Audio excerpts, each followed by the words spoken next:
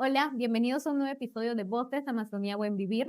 Hoy tengo el honor de conversar con una actriz que forma parte de una película que ya está dando mucho que hablar, El corazón del lobo, dirigido por Francisco Lombardi. Esta es una historia que nos invita a mirar de frente a un capítulo muy doloroso de nuestra historia peruana, pero también reconocer la fuerza que existe en las personas y en la Amazonía.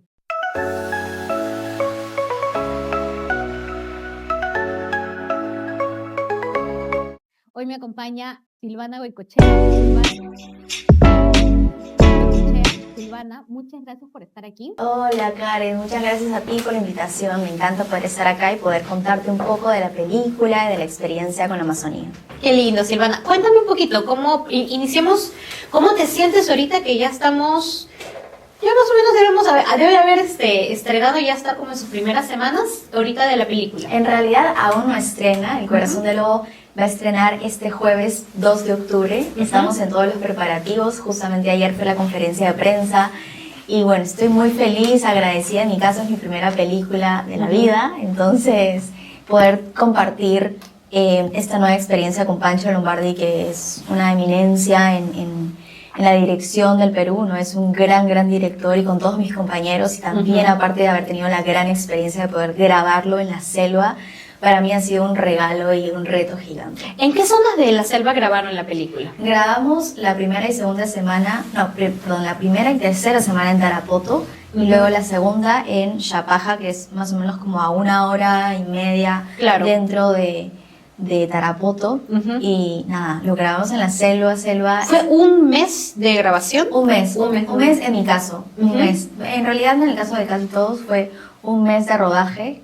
Primero iban a ser solamente 15 días, pero terminaron siendo un mes gracias a que un día llovió, hubo una tormenta gigante. Pasa. Sí, exacto. Pasa y eso, muchísimo. Sí, creo que eso fue una gran lección para todos los de producción, de que puede ser de que uno tiene muy planeado, ¿no? Como dice ella, bueno, tal día y tal día, pero la madre naturaleza muchas veces no puedes controlar a la naturaleza. Otros planes. Es imposible controlar. Y sobre todo cuando grabas en la selva con luz natural. Total. O sea, no hay forma de cómo tú prever esas cosas. Porque incluso ahora, o sea, claro, puedes de repente por ahí guiarte de los pronósticos del clima y todo, pero con el cambio climático nada es cierto realmente. Mira, ahorita deberíamos estar en primavera. Sí, está lloviendo. Está en Lima, exacto. No, para nada. Pero bueno, a ver, cuéntame un poco sobre ti. ¿Quién es Silvana Goicoechea? Cuéntame más o menos cómo iniciaste este camino en la actuación. Uy, mira, yo inicié cuando tenía 13 años. Es a esa edad de donde realmente empecé a tomar talleres de teatro y todo. Pero la realidad es que yo me enamoré perdidamente de la actuación cuando tenía 6 años. Una vez estaba viendo televisión realmente y vi una novela y dije, wow, yo quiero hacer eso. No sabía qué significaba, no sabía qué era, pero sabía muy dentro mío que quería hacer eso por toda mi vida. Y luego fui creciendo, siempre jugaba, cuando a veces podía ir en el cine. Recuerdo que veía la pantalla y decía, wow, yo quiero ser ese personaje. Siempre llegaba a mi casa a tratar de explorar cómo podría ser ese personaje, en qué contextos. Hasta que nada, fui creciendo y luego pude empezar a estudiar lo que realmente amaba. Me sentía como en un hogar. ¿Y qué fue? ¿En dónde fue que estudiaste? Estudié en varios lugares, desde los 13 años hasta los 20 más o menos. Tomé algunos talleres de teatro musical, por ejemplo, de teatro de texto, actuación para la cámara, para cine, para poder estar un poco sumergida en todo. Pero ya de 20 a los 23 años ya estudié como profesionalmente en una escuela de teatro por 3 años y medio más o menos. Pero luego llegó pandemia, todo se cerró. Y creo que eso en mi caso lo tomé como una oportunidad. Dije, bueno, todo se ha cerrado, ¿qué es lo que sí puedo hacer, ¿no? Entonces se abrieron, se puso muy de moda estos talleres virtuales. Sí. Que podías tomarlo literalmente en pijama desde tu casa. Y hasta el teatro virtual había. Sí, todo. Totalmente. Todo lo que podías era virtual. Entonces, en mi caso, yo aproveché para poder tomar cursos con profesores de otros países, pero dedicado más que nada a la actuación para cine y para televisión. Y eso fue un poco mi guía, hasta que luego poco a poco empecé a llegar a ese tipo de producciones tan bonitas, ¿no? ¿Y cómo llegaste a la película, El corazón del lobo? por un medio, por el casting. Claro, por casting. Por Pero casting, sí. ¿qué fue lo que te atrajo de la película? ¿Qué fue lo que te gustó? Bueno, definitivamente por la película, porque era dirigida por Pancho Lombardi, que es un director al cual admiro mucho. También me pareció muy interesante la propuesta que estaban colocando, ¿no? Que sea una película que visibiliza historias reales de niños, en este caso Aquiles, que es el protagonista Ashánica, que ha sido capturado por Sendero Luminoso y obligado a vivir una vida que no ha elegido vivir. Y en mi caso, Lucía, que también es una camarada, pero que también ha sido capturada, ¿no? Y vive hace más de 12 años en un campamento. Y como mujer también eso la expone de una manera mucho más cruel, ¿no? Sí, más fría. Y más fría y más fuerte en este tipo de escenarios en donde ella puede querer muchas cosas, pero simplemente no puede, ¿no? O sea, quiere, pero no puede porque lo que más anhela y desea la puede destruir totalmente. Entonces creo que toda esa lucha interna, todo lo que mi personaje vivía, el contexto tan ajeno, tan diferente en realidad a mí, ¿no? Porque yo sí debo decir que no he vivido en una circunstancia así, entonces todo eso me permitió a mí como querer explorarlo y decir, wow, quiero de alguna otra forma hacer todo lo posible para pasar todos estos castings y poder realmente vivir esa experiencia de la mejor manera posible. Y hablando sobre la película, nos cuentas que es una película de Aquiles, ¿no? Sí, Ashánica, un hermano Ashánica que ha sido capturado y está siendo adoctrinado para poder ser de Sendero Luminoso. Claro, ¿correcto? exacto. ¿Y qué más nos puedes contar de repente de la película sin caer en spoilers? Bueno, es una película que nos va a conmover, que nos va a sacudir también. Es una película que habla sobre la lucha constante de la libertad y una búsqueda de la identidad, ¿no? De quién es en un espacio lleno de violencia, porque Aquiles ha sido un niño porque fue capturado de su aldea con su familia a los 9 años. Entonces, ¿cómo? Bueno, luego obviamente que en esos campamentos fueron separados de su familia y el niño se queda solo. Entonces, ¿cómo él, en medio de tanta violencia y tantas cosas tan crueles que tiene que ver a su alrededor y que él nunca lo pidió, trata de crecer y de, yo creo que fingir el hecho de tener que sobrevivir en un lugar así, ¿no? Porque el instinto de supervivencia. Exactamente, porque una de las frases, creo, de Sendero un poco era como, o matas, o tú matas, o te mueres, o te matan a ti. Entonces, ¿cómo es que esa inocencia es un poco corrompida, ¿no? Por todo este contexto tan fuerte que vive, y cómo es que, a pesar de que traspasa el infierno, cómo puede salir Aquiles con el alma limpia. Creo que eso es interesante. Sí, es interesante como para ir a verla. Totalmente. Tienen que verla. Y hablabas sobre ti, sobre tu rol como mujer, en este caso de senderista ya, ¿no? Como camarada senderista, y cómo ella, ese personaje quería ciertas cosas y me imagino que tenía sueños y pretensiones, pero no podía lograrlos, ¿no? Por el mismo momento en el que estaba de su vida, independientemente. Es curioso lo que me mencionas porque sí, siendo senderista obviamente se ve pues reprimida, se ve cuestionada, se ve, no, está como viviendo en base a lo que le han enseñado y en el camino en el que tiene que ir, porque no tiene de otra, no hay a dónde escapar en esa época. Fue una época muy violenta de la historia del Perú. Sin embargo, lo asemejo un poco a que ella, siendo una indígena de comunidad, tampoco no hubiera tenido muchas oportunidades. Lamentablemente, ¿no? Hoy en día las mujeres indígenas, si bien sí se está, como CONAP, nosotros promovemos el empoderamiento de la mujer, y hoy en día creo que ya muchos padres y madres tratan de que tanto sus hijos varones como mujeres salgan adelante, sean indígenas o no indígenas. Aún existe aún existen muchas comunidades, mucho machismo, mucha discriminación hacia las mujeres, ¿no? Entonces, me hizo como que hay como ese corazoncito de pucha, estás en Sendero, no tienes a dónde ir, pero hay muchas mujeres que están en su comunidad, igual no tienen a dónde ir, ¿no? Wow. Es muy triste en realidad esa situación, que es algo que, si bien sí estamos tratando de cambiar, aún hay un larguísimo camino por recorrer. Pero En este caso, tu personaje se llamaba Lucila. Lucía, correcto. Sí. Y Lucía, ¿qué era lo que quería, por ejemplo? Sin caer en spoilers. Bueno, yo creo que Lucía, como muchos otros de los personajes que habitan en esta historia, lo que más quieren es escapar, pero tienen una serie de conflictos internos. Y en mi caso, Lucía quiere escapar porque también, como cualquier otra joven, está enamorada. Ay, mira. Sí, está enamorada, pero todo esto que ella realmente anhela y desea para su vida es lo que es justamente lo que le puede matar, lo que le puede destruir. Entonces, ella está tratando de descubrir quién es, su voz, qué es lo que quiere. No puedo decir más cosas porque si no digo toda la película. No hay problema.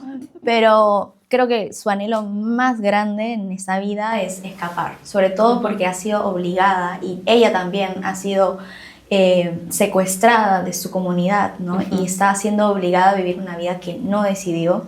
Aquiles tiene otro tipo de retos y otro tipo de circunstancias, pero Lucía, así como muchas otras mujeres que están en estos campamentos, viven una serie de crueldades por el simple hecho de ser mujer. Sí. Entonces eso es súper injusto. Sí, la mujer pasa por, sobre todo en general, en realidad pasa por... Aún en el mundo indígena, lamentablemente, hay mucho discriminación, mucho machismo, y las mujeres siempre nos vemos mucho más perjudicadas, sobre todo en este tipo de situaciones extremistas. Totalmente, estamos totalmente vulnerabilizadas, ¿no? Sí. Estamos... Solo por ser mujeres. Solo por ser mujeres. Sí, creo que hoy en día igual, gracias a Dios, creo que, y gracias también a todas estas comunidades de mujeres que se están uniendo cada vez más, no solamente las comunidades indígenas, sino también acá, por ejemplo, en las grandes ciudades, por decirlo así. Creo que gracias al movimiento de mujeres fuertes nos estamos uniendo como para que no se metan tampoco con nosotras, porque durante años hemos sufrido mucho y actualmente hay muchísima violencia, estoy segura, en todo el Perú, lamentablemente. Creo que sí, efectivamente tenemos un largo camino por recorrer, pero creo que hemos un poquito mejorado y avanzado a lo que anteriormente llevamos. ¿Y cómo fue tu preparación para llegar a interpretar el rol de Lucía? Lucía. ¿Cómo fue tu preparación? O sea, ¿investigaste un poco de la selva? ¿Investigaste sobre la época de Sendero? Cuéntanos un poco. Bueno, siempre lo digo en las entrevistas, me parece muy curioso. Mis papás son periodistas. Entonces, para mí, el tema de Sendero Luminoso, del terrorismo, nunca fue como ajeno en sí. Desde muy chiquitita siempre llegaba al colegio y mis papás me decían, vamos a hablar sobre tal tema. Entonces, ellos han vivido netamente como esa época y para mí en sí no es como algo ajeno. Pero respecto al personaje de Lucía, yo me basé mucho en el guión también, porque el guión era básicamente un libro súper enriquecedor que me permitía saber más o menos sobre mi personaje. También pude informarme viendo un montón de documentales, de reportajes, para sobre todo poder capturar y captar esa esencia, ¿no? De esas personas que de verdad, esos niños, adolescentes que de verdad están capturados, cuál es su tipo de mirada, cómo es su cadencia, qué pasa cuando el líder general está al lado suyo, cómo es su respiración. Todo eso trataba de capturar y de alguna otra forma ser lo más honesta posible con Lucía y también colocarme, ¿no? En esas circunstancias.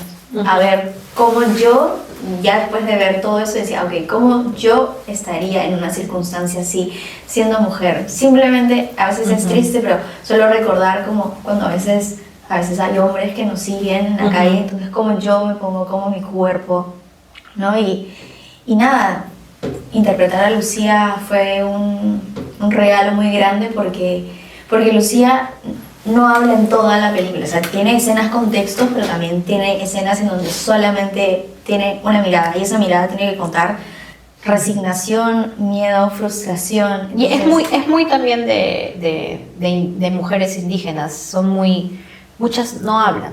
Sí, el silencio yo creo que... dice más, el rostro te dice cómo se siente, o sea, creo que ellas han aprendido a hablar en muchas ocasiones con la mirada, con la forma, o sea, incluso no mirándote, sentadas al costado del esposo mirando hacia abajo, Wow. mirando hacia un costado, Claro. ¿no? O incluso sentadas al costado del esposo simplemente quedándose dormidos porque no tienen nada más que hacer que estar ahí porque tienen que estar ahí. O sea, podrían estar haciendo otras cosas, pero tienen que estar sentadas al costado del esposo, en realidad, ¿no? Eso sucede mucho en comunidades nativas, en realidad, ¿no? Eso pasa bastante. Y ustedes rodaron en la selva. Sí. ¿Cómo fue esa experiencia? Increíble. ¿Visitaron alguna comunidad? ¿Estuvieron solamente enfocados meramente en la etapa de rodaje? Bueno, a mí me hubiera encantado poder tener una mayor conexión con las comunidades, pero en este caso la comunidad fue parte de la película porque ellos participaron como extras. Ah, mira. Sí, al principio empezaron como extras, pero al final terminaron siendo prácticamente el elenco principal. Me encanta, hice grandes amigos ahí. Saludos a Lilibet. Ella y muchos otros más fueron parte fundamental del rodaje.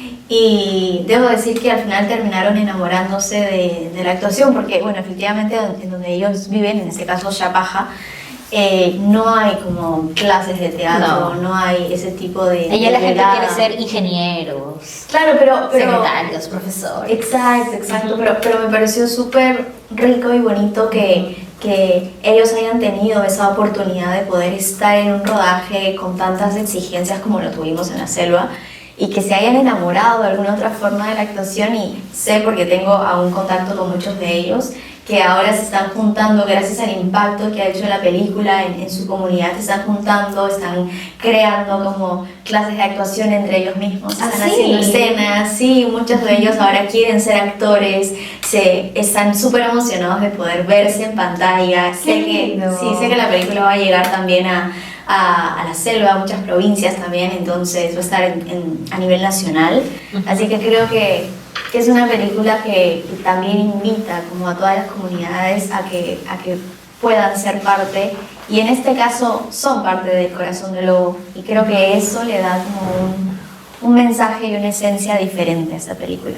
Claro, qué interesante y qué bonito, porque muchas veces, y nos ha pasado, me imagino en anterioridad, se utiliza la cultura, a la cultura indígena o a la cultura en el cual se basa ciertas cosas, como un acompañante y no como el centro, ¿no? O sea, es como, sí, o sea, voy a tener reunión así, aparece tú y ya, toma, te doy tu almuerzo, te doy esto, como que no, o sea, no hay un trato justo. Conversábamos con otra persona en el podcast sobre, por ejemplo, el tema de la moda, de la apropiación cultural, ¿no? La apropiación cultural en cuanto a diseños, en cuanto a iconografías, no son de la persona que lo diseña, son de la cultura que la representa. Exacto. Entonces, y yo le preguntaba a ella, pero ¿cómo se puede hacer entonces para lograr esta convergencia al punto medio, ¿no? Y me decía, es que no es descubrir la pólvora, porque ya hoy en día hay tratados, hay formas, hay comercio justo de cómo hacer las cosas, ¿no?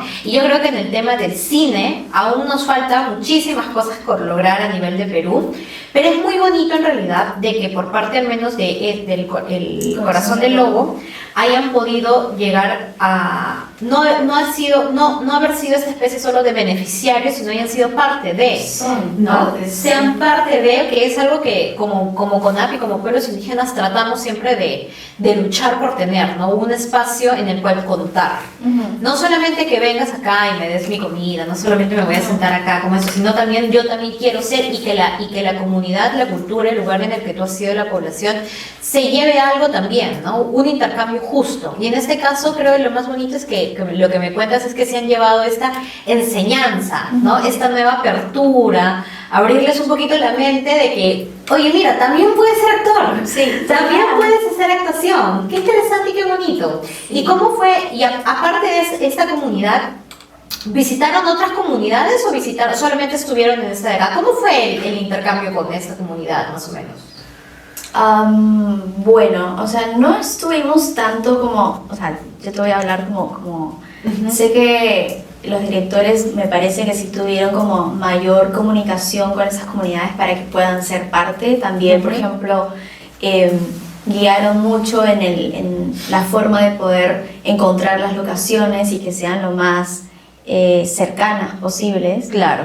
pero en sí creo que yo no tuve, o me hubiera encantado poder tener como una comunicación mucho más cercana a todas esas comunidades indígenas. No fue la posibilidad en mi caso, porque sí, efectivamente estábamos en la selva, pero el objetivo principal en ese momento era más que nada el rodaje, y sí. sobre todo con las condiciones en las que estaba. Claro, pero algo que definitivamente yo agradezco al director, a la producción, obviamente fue el hecho de que nos permitió poder estar en un escenario real. Claro. ¿No? Creo que eso es enriquecedor porque a veces en otras producciones, que puede ser más fácil tal vez, ¿no? Hacen como un falsean, set, claro, ponen un árbol falso, claro, ¿no? o pero encuentran una locación, el Parque de las Leyendas. Claro, exacto. Que puede ser con el juego de cámara, pero que no es Pero que no realmente. es, Entonces, para mí, como actriz y como persona, fue un regalo, honestamente, poder aprender y poder estar ahí, ¿no? Me acuerdo perfectamente de mi primer día de rodaje, en donde teníamos que hacer, había una fogata real, ¿me entiendes? Y me acuerdo que había un montón de hormiguitas pasando, y estaban ahí las mujeres ayánicas, y ellas me enseñaban y me decían, mira, coge así, no sé qué, ármate así la fogata, y luego... Y claro, yo decía, intercambio wow, qué increíble de saberes. Claro, de saberes, de cosas que uno no lo puede investigar y no lo va a vivir nunca si es que hasta no que está no estés ahí. en el lugar. Claro, Efectivamente. para mí fue maravilloso. ¿Y hablaron en idioma en la película? Ayánica, ¿De Ayánica? sí. ¿Cómo fue eso? ¿Aprendiste tu... O sea, ¿cómo... ¿Tú hablaste en Ayánica en la...? No, yo no. En mi caso, Lucía no es... Claro.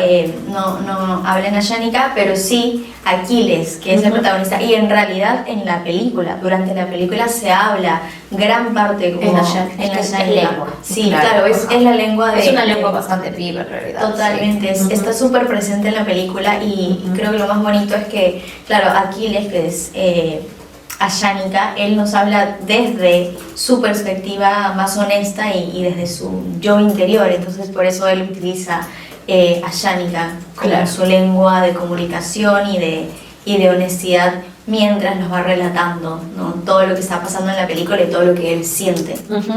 Igual la época de Sendero, yendo hacia el contexto de la película, para las comunidades, sobre todo en la zona de... Los ayánicas están pues más que nada en la zona de Junín, de repente Pasco, con Cejita con Ucayali, o más Ucayali ya son ayénicas. Ajá, ayénica es pro Ucayali, para Junín es ayánica, pero más que nada se encuentran en la zona de Junín, ¿no? Y esa fue una zona de gran conflicto, ¿no? Todo lo que es sierra, y eso era selva central. Era una zona de mucho conflicto, y justo lo conversábamos antes, y muchas comunidades fueron desplazadas, ¿no? de sus lugares, de sus hogares en realidad, ¿no?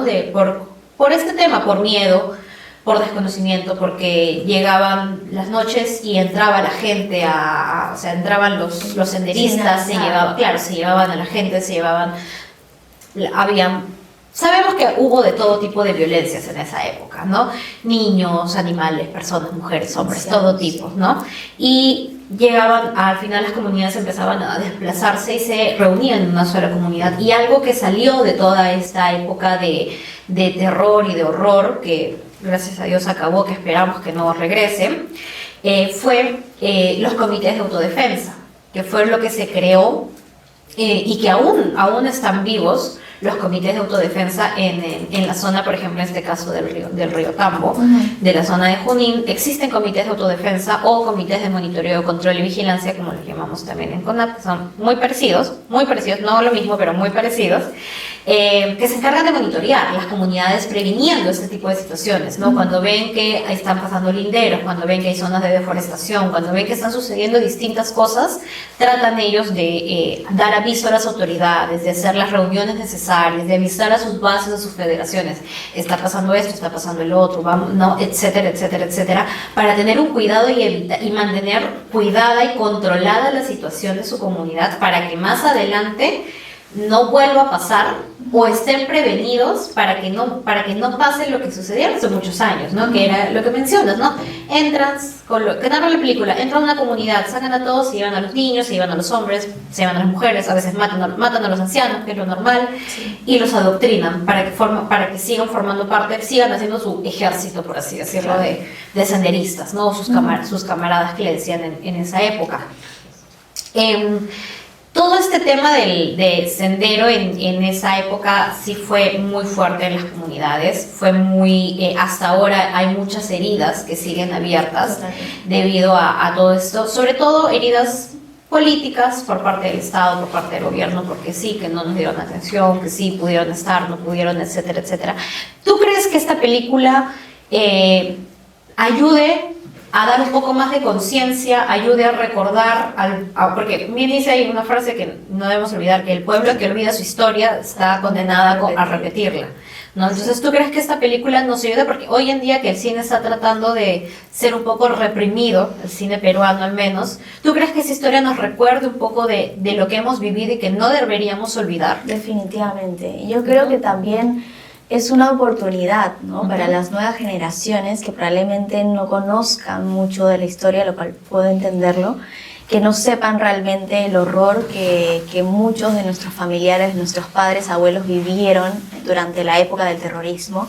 Entonces, yo creo que El Corazón del Lobo es una oportunidad para poder aprender y recordar que esta es una historia que nunca se debe volver a repetir, porque efectivamente, si olvidamos, estamos condenados a repetirlo. Y es lo que más en realidad, lastimosamente no hay suficientes mecanismos, o bueno, ya no los hay por parte del Estado, del gobierno, para poder seguir fomentando que sigamos creando este tipo de historias, sí, ¿no? Haciendo este recordarles a la población de lo que realmente sucedió, ¿no? Hoy en día lo poco que había cada vez están arrebatándolo más y más, pero totalmente. Sí, es muy triste, ¿no? Porque creo que ya hasta hace unos años teníamos más apoyo, no solamente, digamos, acá en la ciudad, sino también en los pueblos indígenas, para que todos y todas realmente tengamos el derecho de poder contar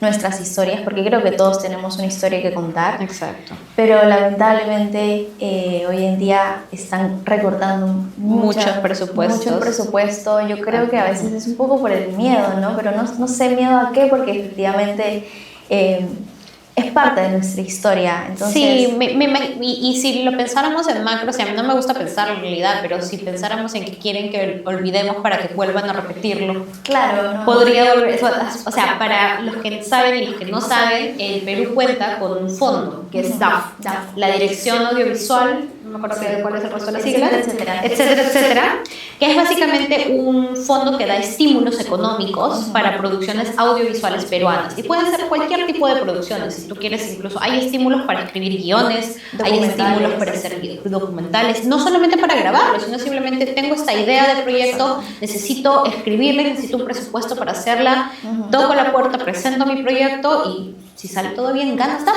Y tienes ahí un estímulo económico por unos meses para que tú puedas escribir tu proyecto y luego tocas otra puerta y tocas otra puerta y poquito a poquito vas armando, porque una película no es barata hacer. No. Una película es muy cara, requiere mucha gente, requiere mucha logística, requiere mucho tipo, o sea, requiere recursos humanos, técnicos y económicos. Entonces son grandes componentes.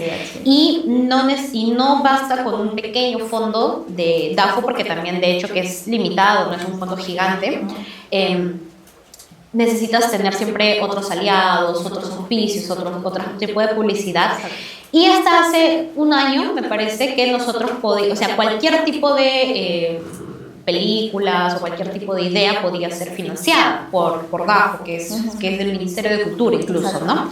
Podía ser financiado. Sin embargo, han realizado ciertas modificaciones a la ley, la conocida ahora que es Ley Anticine, creo que le comentan, en la que ya no se van a financiar, básicamente, proyectos o películas, documentales, Que hablen. cortometrajes, lo que sea, que hablen acerca de El terrorismo, terrorismo, nuestra historia pasada. sobre nuestra historia, que hablen de forma negativa del Perú, O del gobierno, ¿no? Entonces, ¿cuál es el chiste? Claro. Sí, el arte, yo creo que el cine, yo que soy audiovisual, yo siempre he visto al arte, al cine, en realidad a todos los artes también como un medio de protesta, como un medio de memoria, de protesta. O sea, no estoy yo saliendo a la calle a protestar, pero eso no quiere decir que desde mi tribuna no esté contando una historia que narre también un poco sobre esto, ¿no? Exactamente. Y lo que decía, una película cuesta muchísimo, muchísimo. Y hacerla, usualmente es decir, ok, yo tengo esta contrapartida, ya Dafo me ha financiado un poquito, por favor, dame un poquito tú. Entonces, o sea, ¿hacia dónde vamos ahora? ¿Hacia dónde crees que está yendo el cine? Peruano. Bueno. O las leyes peruanas. Yo, bueno, definitivamente no estoy de acuerdo, ¿no? Con la nueva ley anticine. Creo que nos recorta totalmente las oportunidades de poder contar historias que visibilicen a las comunidades indígenas, a las provincias, a nosotros, a todos en realidad. Entonces, creo que actualmente no estamos yendo hacia ningún lugar, simplemente creo que estamos yendo un poco en círculos y es un poco triste, pero le tengo mucha fe porque sé que han grabado y hoy en día tenemos 9 películas básicamente nacionales que se están estrenando y eso es un milagro en realidad. Exacto. Hoy en día, porque hace unos 2 años incluso que salga una película peruana era una cosa muy difícil, como lo dices, es carísimo y no solamente porque se graba y ya, ok, ya tienes tu película, pero ahora el dinero que necesitas para que estrene, Para ¿no? que se para la estrene. distribución, porque Sí. es todo... Para pagar la publicidad, para pagar, para poder la- presentar la película, para que hacer el estreno, hacer la Exactamente. premier, pagar a medios de comunicación. No es solo Total. tengo acá está en mi UCB, lo tengo acá, no es solamente, no es bueno, toque la puerta del cine, pónganla, no, o sea, una película demora años en hacerse. No es que hoy día en octubre. No, Jamás, no, toma muchísimo tiempo. No, El Corazón del Lobo lo vienen, me parece que Pancho conoció sobre el libro del miedo del lobo, porque está basada la película en ese libro, en el 2000, que habrá sido 2012 me parece, 2022 o 2023 recién postula DAFO y bueno, es toda una Exacto. parafernalia y recién en 2023 a fines me parece que gana los premios y en el 2024, o sea, el año pasado, en octubre empezamos a recién grabar. Y un Entonces, año después y un año recién después, se va a estrenar. Sí, y eso. Y toma ese tiempo. Yo justo vi hoy día temprano una entrevista de Pancho, bueno, un clip en TikTok sí. en el que le preguntaban qué lo inspiró en hacer El Corazón del Lobo. Y él menciona pues este libro y también menciona sobre una deuda que él Se tenía, tenía a sí mismo. ¿no? Él tiene una deuda a sí mismo por la película que hizo hace unos años, La que Boca del narra- Lobo. La Boca del Lobo, que está narrada desde la mirada de un policía, De un militar. de un militar, un policía, una persona de las Fuerzas Armadas, sobre también esta época, ¿no?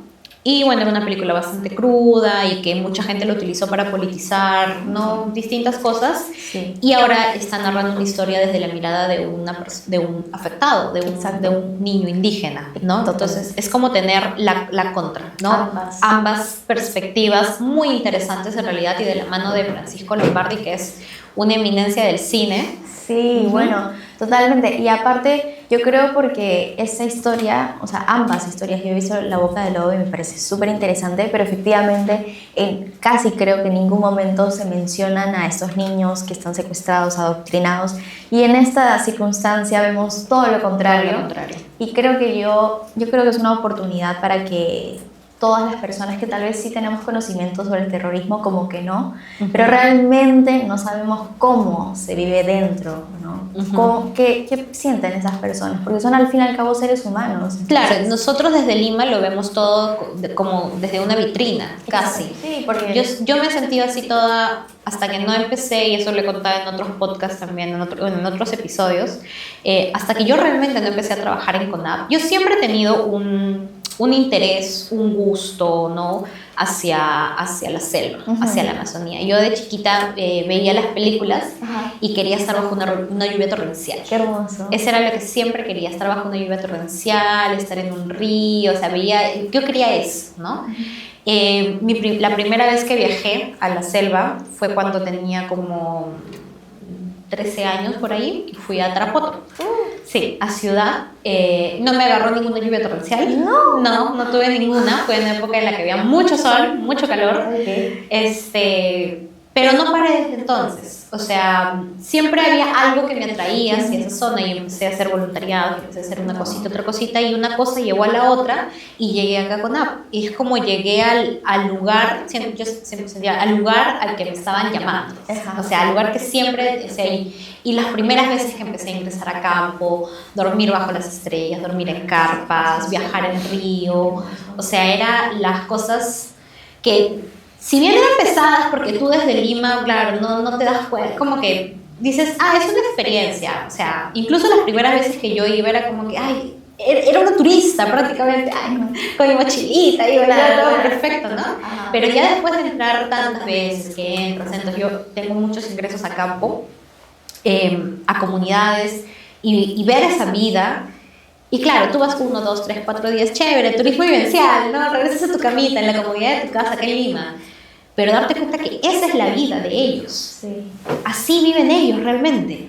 Viven en esas malocas, viven en esas chocitas, duermen en esas esteras, que ellos mismos hacen muchas veces, comen lo que siembran, van al río, pescan, si encuentran pez bien, si no, no. O sea, es haberlo visto durante toda mi vida por una vitrina, y cuando empecé a viajar es verlo, no solo verlo, sino darme cuenta que es una realidad que es muy dura, es muy fría, sobre todo hoy en día con todas las adversidades que ellos pasan por el cambio climático, por los madereros, por el narcotráfico, por el terrorismo, por todas estas cosas. O sea, ya de por sí están en una posición vulnerable, ya de por sí están pasando por cosas difíciles, que bueno, quizá para ellos, como es la normalidad, no es difícil, pero a eso le sumamos las madereras que les quitan territorio, los narcotráficos que les quitan territorio, el terrorismo que quiere entrar y sacar las cosas. ¿Qué más? ¿No? ¿Qué más? O sea, ¿qué más les puede pasar? Y el Estado que no los apoya. Sí. Y el Estado que en vez de rescatar todas esas historias y darlas a conocer para dar más posicionamiento a una cultura, trata de invisibilizarlos cada vez más. Entonces, ¿a dónde vamos a llegar a este punto? A veces me pongo a pensar. Yo de por sí, nosotros vamos a estrenar un cortometraje, que por ahí que te vamos a invitar también al estreno. Me encanta. Es un cortometraje justo que narra la historia de una comunidad. Que fue grabado en una comunidad nativa en 2-3 semanas. Una comunidad que está siendo amenazada su territorio, es amenazado porque ellos estaban reconocidos y estaban ya en camino a tener su título. Ya estaba todo, ya faltaba nada más que SUNAR emitiera el título. Y el Estado decidió concesionar una parte de su territorio a una maderera. Eso es en resumidas cuentas, un montón de cosas por detrás. Pero la concesión fue póstuma a que ya había salido, o sea, fue todo un embrollo. La cosa es que debido a esto ellos todavía no pueden titularse. Y ellos llevan en este proceso como 10 años. ¿10 años? Y la comunidad ya reconocida, tiene como 50 años, 100 años, una cosa así. Claro. Entonces este proceso nada más lleva como de 2010, 12, 14, más o menos por ahí. Wow. De que no logran tener el título porque el Estado concesionó parte de su territorio después de haber sido reconocidos. Y cuando tú eres reconocido, ya en teoría ya no puedes concesionar nada. Pero bueno, ahí hay muchas cosas y mucho dinero de por medio que lastimosamente... Y nosotros estamos tratando de evidenciar esta lucha, ¿no? Es la lucha de esta comunidad, de los jefes comunales que salen, que buscan, que tocan puertas, y de que cómo es... Él sale y en la ciudad, ¿no? Siente de que tiene todo, ¿no? Claro, tengo una cama, tengo comida, hay tele y todo, pero esta no es mi tierra, ¿no? Este no es mi hogar. Este no es mi hogar. Entonces yo estoy acá, sí, puedo estar echado en una cama, sí, puedo estar bien, pero me falta la conexión que tengo con mi pueblo, ¿no? Él en la ciudad se nota triste, decaído, pero en su pueblo, por más que lo ves trabajando, llevando su plátano, llevando sus cosas, está feliz porque esa es su vida. Entonces, para los pueblos indígenas no hay nada más valioso que poseer el territorio que habitan, que vivir, porque ahí está su espiritualidad, ahí está su conexión, su cosmovisión, ahí está todo. En realidad es lo más rico que se podría, que es para ellos, su territorio es su fuente, es su vida. Ujú. Y volviendo al tema de la historia, porque me voy ahí al cortometraje y me agarro mi corazoncito. Pero me encanta, Sí. o sea, veo que te apasiona el tema y me parece que es una oportunidad, ¿no? Porque Ujú. el hecho de que puedan visibilizar ese tipo de historias y de casos, creo que eso es lo bonito del arte. al fin y Eso al es lo cabo. que queremos seguir haciendo nosotros en realidad, encontrar estas historias, Ujú. estos casos, sin nombre propio, porque este es un caso que ocurre en 1000 lugares, pero son casos específicos que suceden, y empezar a contarlos, ¿no? Empezar a contarlos. Sí, realmente no lo podemos poner en un cine, pero eso no quiere decir, pero no quiere decir de que no podamos usar otras plataformas de resistencia. Exactamente. Están las plataformas digitales, estas de acá como el podcast, para dar un poquito de importancia y de correr la voz y que los hermanos y hermanas y gente que nos escuchan sepan como que, oye, hay otras formas de cómo luchar. Ujú. La lucha no está solo en agarrar tu flecha, la lucha está también en contar lo que estás haciendo, Exactamente. ¿no? Porque hoy en día nos hemos dado cuenta que el poder mediático puede mucho más que el poder territorial, ¿no? Cerrar un puente no te sirve de nada si no sales en todas las noticias, Sí. lastimosamente. Sí. Y no contar realidades e historias como esta, como la película en la que has estado, o como la historia de esta comunidad que te cuento, no ponerlas en la palestra y no ponerlas para que la gente las conozca y las reconozca significa que no va a haber el poder mediático de unión de Perú, de fuerzas, como queramos decirlo, para que el Estado realmente pueda hacer algo, ¿no? Porque van a volver a cometer este tipo de transgresiones. Sendero puede, Dios no quiera, regresar si es que no empezamos a hacer un poquito más de conciencia a las comunidades y decirles, oye, esto sucedió, no dejemos que vuelva a pasar, ¿no? Exactamente, hacernos conscientes de... Exacto. Sí. Porque en muchas comunidades, si bien hay muchas personas que fueron capturadas, secuestradas, pero muchas sí fueron de voluntad también. Claro, también. Hay de los dos lados, muchos fueron soplones, habían de los dos lados. Pero todo esto llevó a una consecuencia: sangre, muerte, matanzas, Sí. comunidades desplazadas, hombres, mujeres, niños, ancianos, animalitos muertos, Sí. lugares destruidos. Fue muy difícil.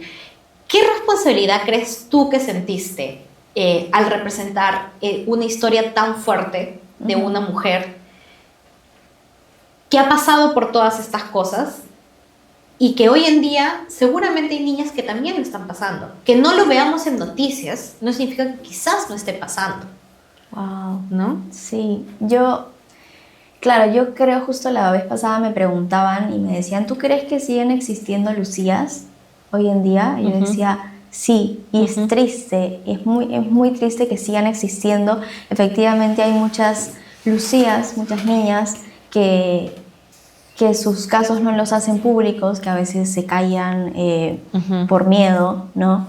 Yo sentí mucha responsabilidad, muchísima, por poder darle una voz y un rostro a todos estos adolescentes y niñas, niños, incluso ancianos, ¿por qué no?, que por años fueron silenciados. Creo que también existen un montón de heridas, y lo entiendo totalmente, de lo que pasó en el terrorismo acá, en las comunidades indígenas. Entonces yo creo que para mí fue un trabajo desde lo más honesto que podía existir para poder realmente visibilizar este tipo de historias, este tipo de personas que han tenido que pasar por circunstancias totalmente complicadas y difíciles, y a pesar de todo han sobrevivido y han tratado de serse fieles a sus ideales, entonces, y a lo que ellos quieren. Entonces, para mí han sido como, sí, un reto. Es un reto porque es lo que tú mencionas. Es muy probable que siga pasando. Sí. Que no se diga, que no se cuente, que no esté en redes, no significa que no esté sucediendo. Exacto, o que no exista. O que no exista. Muchas veces, y no solo en el Perú, en el mundo entero. O sea, hablamos de Perú, pero pueblos indígenas hay en el mundo entero. Totalmente. Y te apuesto que en África, en zonas de conflicto, exacto. Hoy en día están sucediendo esas cosas. O sea, hablamos acá de desigualdad y machismo, pero en otras zonas hay muchos más. O sea, acá quizás no hay Lucías que sean adoctrinadas, pero sí hay Lucías que tienen que estar calladas en una casa. Que son silenciadas. Silenciadas. Es otro tipo de silencio, pero al final sigue siendo la vida de una mujer, la vida de una joven detrás de una puerta en una casa. Exactamente, que está tratando de sobrevivir, ¿no? Exactamente. Que está siendo obligada a hacer cosas que no desea y que no quiere, que son muchas veces son niñas o niños y claro, tienen que tratar de sobrevivir en un contexto el cual es muy injusto para ellas vivir. Claro, sí, sí me imagino. Y ya para ir cerrando, me gustaría consultarte. ¿Qué le dirías de repente a alguien en Lima o en otra ciudad que cree que lo que hablábamos, ¿no? Que ve la Amazonía detrás de una vitrina, que cree que la Amazonía, los pueblos indígenas están en el pasado, están desconectados? ¿Qué es lo que tú le dirías a una persona así ahora que no solamente has vivido ahí, sino que has también estado inmersa en esta historia? Yo les diría que se permitan conocer la Amazonía, que se permitan tener contacto con la comunidad indígena, porque creo que ellos tienen algo que nosotros acá en la ciudad no tenemos, que tienen una conexión profunda con su entorno, con la naturaleza, con su comunidad, saben cómo vivir el buen vivir. Creo que nosotros acá no respetamos nuestro entorno, ni siquiera a veces lo llamamos hogar, ¿no? Simplemente existimos, pero no lo respetamos de una manera consciente. Entonces, creo que nosotros como ciudadanos podríamos aprender profundamente de la comunidad indígena. Creo que ellos tienen muchísimo que enseñarnos y nosotros tenemos que ser conscientes y aperturar la mente y la vista y decir, ok, nuestros hermanos tienen muchísimo por enseñarnos, ¿por qué no acercarnos a ellos y poder crear en conjunto una comunidad que nos respete mucho más y nos visibilice como seres humanos? Perfecto, perfecto. Silvana, muchísimas gracias por estar aquí y invítanos a todos a ver El Corazón del Lobo. Claro que sí, bueno, los invitamos a todos y todas a ver El Corazón del Lobo, la película dirigida por Francisco Lombardi, estrena este jueves 2 de octubre en todos los cines a nivel nacional.